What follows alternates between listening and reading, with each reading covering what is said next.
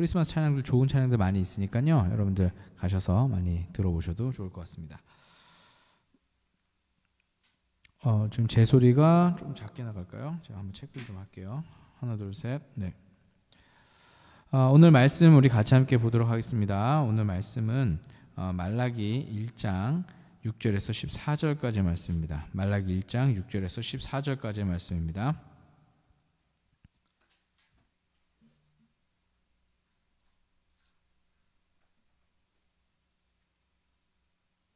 말라기 1장 6절에서 14절까지의 말씀.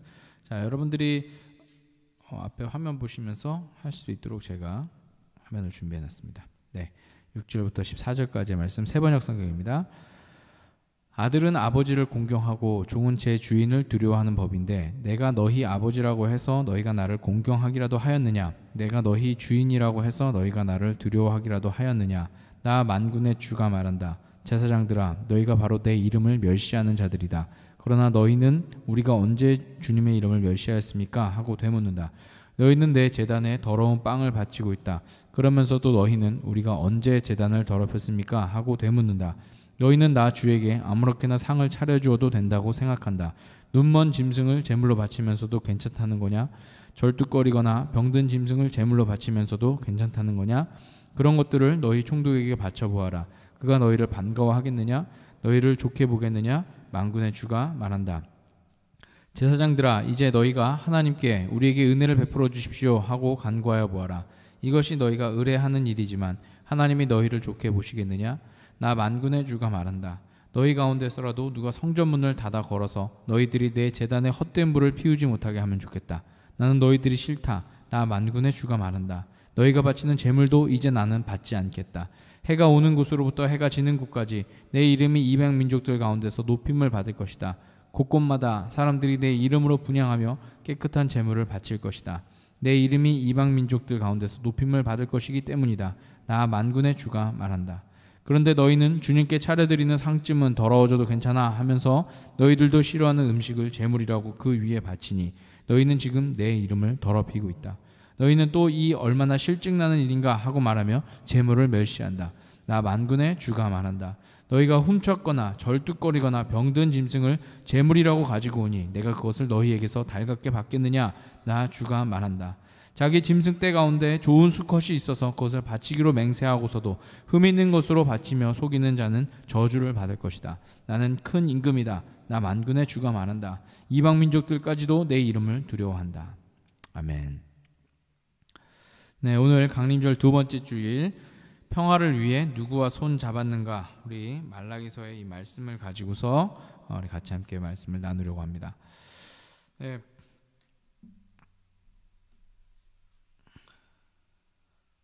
네, 우리나라의 그 역사를 되짚어보면 굉장히 많은 전쟁들이 한반도에 있었던 것을 우리는 익히 들어서 알고 있습니다.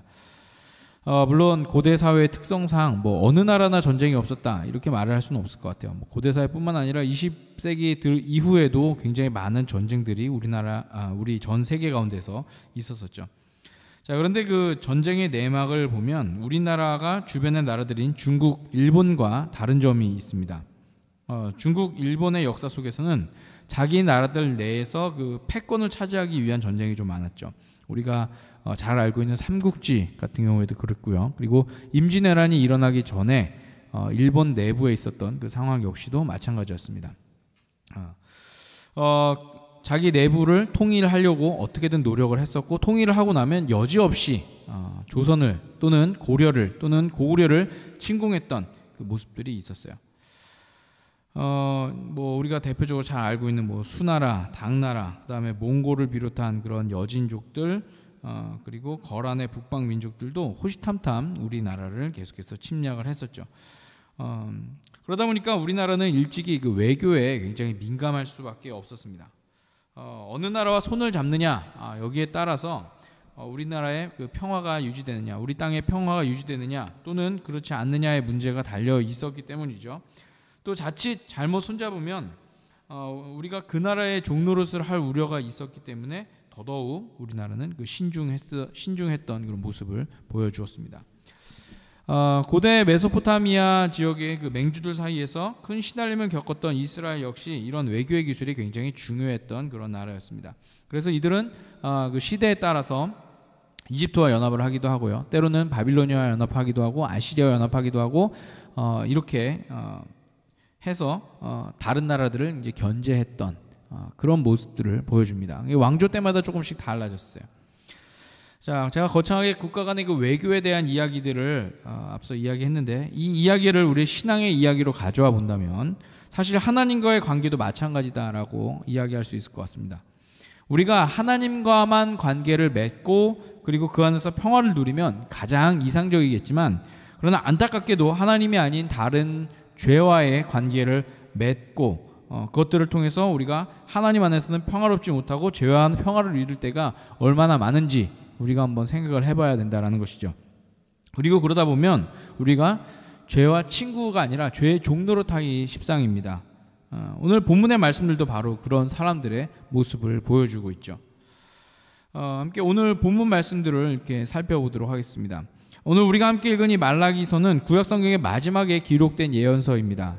기록된 연대는 이 학자들마다 차이가 좀 있어요. 그렇지만 대략 주전 500년에서 400년대 사이에 쓰여졌을 것이다 라고 그렇게 추정하고 있습니다. 그리고 말라기 이후 세례 요한 이전까지를 400년간의 침묵기라고 우리가 보통 이야기를 합니다. 물론 이 침묵기라고 해서 뭐 이스라엘에 아무 일이 없었느냐 그런 건 아니에요. 네, 예언자를 통한 그 하나님의 말씀이 더 이상 그들 가운데 나타나지 않았다라고 보통 이제 신학자들은 이야기를 하고 있죠. 자, 그래서 그런 의미로 침묵기라고 그렇게 이야기를 합니다. 요즘에는 이제 침묵기라는 말도 잘 안 쓰고 신구약 중간기 이렇게 보통 이야기를 하는 게 요즘에서는 더 많이 표현이 되는 것 같더라고요. 자, 어쨌든 우리는 이 말라기서의 말씀을 통해서 예수님께서 오시기 전 구약의 마지막 시대를 살았던 사람들의 모습을 우리가 볼 수가 있습니다. 근데 이 모습이 어땠는가? 결코 좋아 보이지는 않아요. 그 중에서도 오늘 읽은 이 말라기 1장에서의 말씀처럼 제사장들이 범한 죄와 우리 6절에서 9절까지 나왔던 그 말씀처럼, 그리고 백성들이 하나님께 범한 죄 10절에서 14절까지 말씀에 나온 것처럼 이런 그 말씀들에 대해서, 이런 일들에 대해서 굉장히 실제적인 예를 들어가면서 하나님께서 책망하고 계심을 볼 수가 있습니다. 특별히 이것은 예배와 관련된 부분이었습니다. 즉 하나님과의 관계에 있어서 하나님께서 이들을 책망하셨다라고 우리가 보면 되겠죠. 하나님께 신실하게 예배를 드려야 할 이들 모두가 하나님을 두려워하는 마음도 없이 정결하지 못한 예물을 그렇게 드리고, 그리고 기쁜 마음이 아닌 귀찮은 마음으로 마지못해 하나님께 예배를 드렸다는 것이죠. 그리고 그 모습이 몇몇 악한 사람들에게서만 나타나느냐? 그렇지 않았어요. 이 모습이 이스라엘 백성들과 제사장들의 그 모습 속에서 굉장히 만연하게 있었던 그런 모습이었다고 성경은 우리 가운데 고발하고 있습니다. 즉 이들에게는 이들은 지금 어떤 상황일까요? 저는 이들이 지금 죄가 익숙해진 상황, 이렇게 진단을 내릴 수 있을 것 같아요. 하나님의 손을 뿌리치고 죄와 손을 잡은, 그리고 그 상황이 너무나도 익숙해서 너무나도 자연스럽게 그 일들이 이루어지는 그런 상황, 저는 그렇게 좀 생각이 듭니다. 자, 그런데 이렇게 많은 죄들이 이들 가운데 있었음에도 이들의 삶에 아무 문제가 없었다는 거죠. 오히려 이전보다 이들은 더욱 안정적이었고 평안했습니다. 그러다 보니까 사람들이 처음에는 죄에 대해서 경계하는 모습을 보이다가도 자신들의 신상에 아무런 일이 일어나고 있지 않으니까 그때부터는 더 평안하게 죄를 짓기 시작을 했어요. 오히려 나중에는 자신들이 무슨 잘못을 했냐며 천연덕스럽게 되묻기까지 하는 모습을 우리는 6절과 7절에서 볼 수가 있습니다. 자, 이 말씀을 읽으면서 저는 오늘 우리의 모습과 한번 비교를 해봤습니다. 그리고 우리의 모습들 속에서도 이들과 비슷한 모습이 있음을 깨닫게 되었죠. 자, 우리 대부분도 처음에는 그 죄와의 만남에 대해서 경계를 하지만 차츰 그것에 익숙해지면 나중에는 어떻습니까? 죄를 지어도 삶이 평안하다고 그 손을 놓지 않은 채 그냥 그렇게 살아가게 되는 것이죠. 그러다 보면 신앙도 병들기 시작하고요, 그냥 겉으로만 잘 보여지면 된다라는 그런 생각을 하기 마련입니다. 하나님께 최선의 것을 드리지 않고 병든 것, 상한 것, 쓰다 남은 것들을 드리면서도 그것마저도 귀찮아하는 그런 모습. 하지만 그럼에도 불구하고 별탈 없이 평안하니까 더 이상 그런 삶이 바뀌지가 않아요. 만약에 우리가 예배 한번 잘못 드리고 나서 집에 갈 때 엄청 큰 사고를 당했다라고 한번 생각해 보세요. 여러분 그 다음 주에 예배는 아마 좀 달랐겠죠. 근데 우리가 예배를 대강 드려도, 헌금을 대강 해도, 아니면 다른 사람을 미워하여도, 또는 하나님을 그렇게 깊이 신뢰하지 않아도 아무 문제가 생기지 않고 오히려 잘 되는 것 같을 때, 그때 사람들의 삶이 더 이상 바뀌지 않아요. 죄와 손잡고도 평안한 우리의 모습이 된다라는 거예요. 나중에는 하나님이 진짜 계신가? 라고 이렇게 되묻을 수도 있어요. 자, 그런데 만약에 그런 상황에서 예수님께서 우리의 삶에 찾아오신다라고 그렇게 함께 생각을 해볼게요. 자, 그럼 과연 여러분 평안할 수 있을까요? 아마 우리 삶에 굉장한 혼란이 찾아올 것입니다. 왜 그럴까요? 그동안 평안하게 잡고 있었던 죄의 손을 놓아야 되기 때문이죠. 그분이 이 땅에 오신 이유가 죄와 맞잡은 손을 내려놓게 하고, 그리고 하나님과 다시 평화를 이룰 수 있도록 하는 데 있으셨으니까요. 하지만 그것을 거부했던 사람들, 그 하나님과의 평화보다 죄와의 평화를 바라고 있던 사람들은 예수님을 거부하고 그분을 죽입니다. 이전과 다른 삶을 살기 싫었던 거죠. 그 로버트 멍어의 책 내 마음 그리스도의 집, 이 내용 중에서 아주 재밌는 내용이 하나 나오는데, 그 인간의 기쁨과 관련된 방인 그 오락실 파트에서 보면은 우리의 그런 습성을 짚은 그런 이야기가 나옵니다. 이 주인공에게는요, 남들 몰래 가곤 했던 그런 은밀한 오락실이 있었습니다. 그는 예수님을 통해서도 기쁨을 경험을 했지만 그곳에 있을 때에도 큰 기쁨을 느낄 수가 있었죠. 우리가 요즘에 뭐 흔히 말하는 PC방 이런 수준은 아닌 것 같아요. 자, 그러다 어느 날 이 주인공이 또다시 그 오락실로 향하려고 할 때 예수님께서 나도 너와 함께 가겠다라고 그렇게 말씀을 하세요. 자, 그러자 이 주인공이 당황하면서 절대 그럴 수 없어요 라고 그렇게 예수님께서 함께 가고자 하는 그 요청을 거부합니다. 그러자 예수님께서는 의아해 하시면서 그에게 다시 되물으시죠. 너는 언제나 나와 함께 하겠다고 하고선 왜 그곳에 나와 함께 가려고 하지 않니? 이렇게 예수님께서 물으셨어요. 그러자 이 주인공은 마음 한켠으로는 괴로워하면서도 그런데 예수님과는 절대 그곳에 갈 수 없어 라는 그런 생각 때문에 예수님께서는 절대 그곳에 오시면 안 된다라고 그렇게 만류를 해요. 자신이 그동안 누려온 그 쾌락의 시간을 버리고 싶지는 않았기 때문이죠. 오늘 우리 함께 예배하는 여러분, 우리가 죄의 습성을 버리는 것이 이만큼 힘이 듭니다. 분명히 잘못된 것임을 아는데도 한번 죄와 친해지고 나면, 죄와 관계가 평안하게 유지되고 나면 그것을 버리기 어렵다는 것이죠. 그래서 자신들의 삶을 바꾸기보다는 차라리 새로운 삶을 포기하게 되는 경우가 더 많이 있어요. 하나님과의 관계는 적당한 거리를 유지하면서 말이죠. 마치 오늘 말라기서에 나오는 이스라엘 백성들의 모습이 바로 그와 같다라고 이야기할 수 있을 것 같습니다. 다들 아시겠지만 몸에 큰 질병이 생기고 나면 가장 먼저 바꿔야 하는 것 중에 하나가 식습관입니다. 그동안 자신의 삶에서 좋지 않았던 음식을 즐겨 했다면 그것을 끊고 몸에 좋은 음식들로 바꿔 나가야 되는 것이죠. 오늘 말씀에서 반복되는 표현들을 바꾸자면 좋지 않은 음식과의 관계를 끝내고 몸에 좋은 음식들과 새롭게 관계를 유지해야 하는 거라고 그렇게 말을 할 수 있을 것 같아요. 자, 그런데 그게 쉽냐? 말처럼 쉽지가 않아요. 자극적인 입맛에 길들여졌던 사람들, 그리고 기름진 음식이 좋았던 사람들이 간이 싱겁고 그리고 기름기가 적은 것들로만 밥을 먹어야 된다? 여간 어려운 것이 아니죠. 하지만 그렇다고 해서 우리가 그 노력을 포기할 수는 없습니다. 왜냐하면 건강을 회복해야 하니까요. 살아야 되니까요. 자, 우리 신앙도 마찬가지예요. 계속해서 죄와 손을 잡고 그들과 평화를 유지하며 산다는 것은 우리에게 있어서 좋지 않은 음식을 계속 우리 삶에 쏟아붓는 것과 같은 이야기예요. 그러다 보면 몸도 망가지고 우리의 영혼도 망가지기 때문이죠. 그렇다 보면 바로 이때 우리가 해야 될 일은 과연 무엇일까요?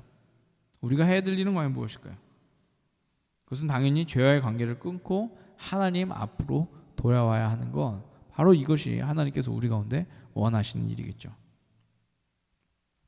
오늘 우리의 삶을 한번 돌아보았으면 좋겠습니다. 혹시 여러분 죄를 짓는 것이 자연스럽진 않습니까? 입으로 욕을 내뱉고 그리고 불평을 하고 다른 사람을 정죄하고 미워하는 것, 그리고 음란한 생각을 품고 헛된 재물을 탐하고 남을 깎아내리고 내가 높아지려고 하는 것, 그리고 방탕한 생활들이 이어짐에도 우리가 평안하고 있다면, 아무 일이 없다면 우리는 지금 죄와 굉장히 친한 사이다 라고 그렇게 생각을 해볼 필요가 있습니다. 따라서 우리의 영적 건강 상태는 지금 굉장히 악화 일로로 걷고 있다라고 진단을 내릴 수가 있는 것이죠. 자, 그렇다면 이때 우리가 해야 할 일은 과연 무엇일까요?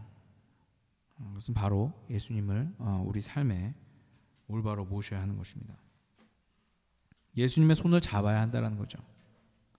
그러면 그분께서 오셔서 우리 삶을 다스리시고 좋지 않았던 죄와의 관계들을 끊을 수 있도록 우리들을 인도하실 것입니다. 여러분, 물론 이 작업이 쉽냐라고 묻는다면 쉽지 않습니다. 저도 마찬가지예요. 저도 쉽지 않습니다. 그리고 오늘 이 말씀은 제가 말씀을 준비하면서도 제 안에서 너무나 많은 찔림이 있었던 그런 말씀이었습니다. 우리가 그냥 예수님 하고 부르짖었을 때 모든 것들이 다 해결되면 참 좋겠어요. 근데 그런다고 되는 것은 아니에요. 환자들이 식습관을 바꾸는 것 이상으로 많은 노력을 기울여야 하고 때로는 그것이 고통스럽게 느껴질 수도 있습니다. 하지만 그렇게 되어야만 우리가 하나님과의 관계를 회복하고 그분 안에서 건강한 영적 생활을 할 수 있는 것이죠. 바라기는 오늘 함께 예배하는 우리 모두의 삶 가운데 주님과 평화를 이루고 좋지 않은 그런 관계들을, 좋지 않은 삶의 습관과는 관계를 끊을 수 있는 그런 삶의 변화가 나타났으면 좋겠습니다. 그리고 그런 삶의 변화들을 위해서 우리가 다음과 같은 삶의 질문들을 우리 스스로에게 한번 던져봤으면 좋겠어요.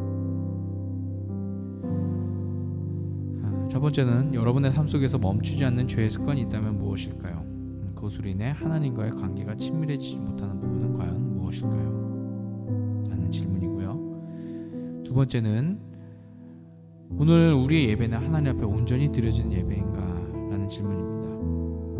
우리 말라기서에서 지적했던 것처럼 하나님과의 관계를 가장 잘 드러날 수 있는 것이 바로 예배의 그 모습이겠죠. 이 예배의 모습 가운데서 하나님과 우리가 얼마큼 친밀하게 그 예배를 드리고 있는가라는 부분들을 한번 점검을 해봐야 됩니다. 내가 예배할 때 하나님 앞에서 올바른가? 내가 하나님의 말씀을 들을 때 또는 내가 하나님을 찬양할 때 우리가 그 안에서 참 기쁨과 참 움직임이 있는가라는 것들 한번 생각해 봤으면 좋겠습니다.